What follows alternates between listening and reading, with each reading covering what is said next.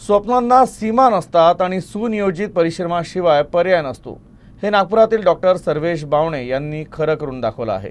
दुसऱ्याच प्रयत्नात त्यांनी UPSC परीक्षेत 503वा क्रमांक मिळवून त्यांनी केवळ नागपूरलाच नव्हे तर संपूर्ण विदर्भाचा नावलौकिक मोठा केला आहे। डॉक्टर सर्वेश यांचा प्रवास एका सामान्य विद्यार्थ्यापासून ते नागरी सेवा अधिकारी होण्यापर्यंतचा आहे। त्यांच्या कठोर परिश्रम, समर्पण आणि नियोजित अभ्यासामुळेच हे शक्य झाल्याचं ते सांगतात। विद्यानिकेतन शाळेतून शालेय शिक्षण पूर्ण केल्यानंतर सर्वेश यांनी वैद्यकीय शिक्षण घेतलं आणि MBBS पदवी मिळवली। डॉक्टर झाल्यानंतर त्यांचं स्वप्न देशसेवा करण्याचं होतं आणि यामुळे त्यांनी UPSC करण्याचा निर्णय घेतला। UPSCची तयारी करण्यासाठी त्यांनी ऑनलाईन कोचिंगचा पर्याय निवडला। आजच्या डिजिटल युगात यशासाठी संसाधनांचा अभाव अडथळा ठरू शकत नाही, याचं एक उत्तम उदाहरण म्हणून हे ठरलं। मुलाखतीची तयारी करताना त्यांना तेलंगणातील वरिष्ठ पोलीस अधिकारी महेश भागवत यांचं मार्गदर्शन मिळालं। डॉक्टर सर्वेश लाखो तरुणांसाठी प्रेरणास्थान झाले आहेत। जर कठोर परिश्रम आणि परिश्रमात सातत्य असेल तर कोणतेही ध्येय दूर नाही, असा कानमंत्र डॉक्टर सर्वेश यांनी दिला। 2023 में मैंने पहला अटेम्प्ट दिया था जिसमें मुझे इंडियन ट्रेड सर्विस मिला था।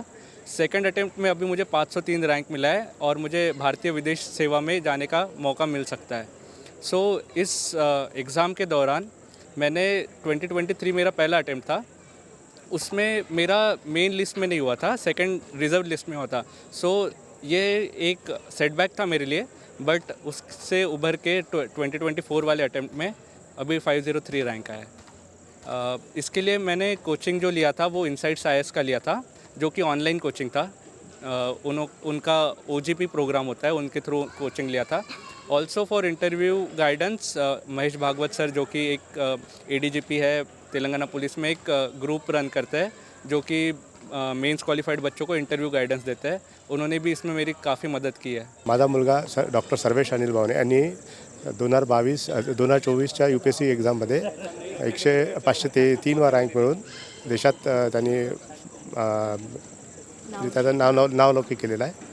त्यामुळे आम्हाला खूप खूप आनंद होत आहे आणि त्यांनी जी अचिव्हमेंट केली आहे त्याच्याबद्दल आम्हाला पूर्ण आमच्या फॅमिलीला खूप खूप आनंद होत आहे आणि आम्हाला त्याचा असा त्यांनी उत्तरोत्तर प्रगती करावी अशी आमची इच्छा आहे।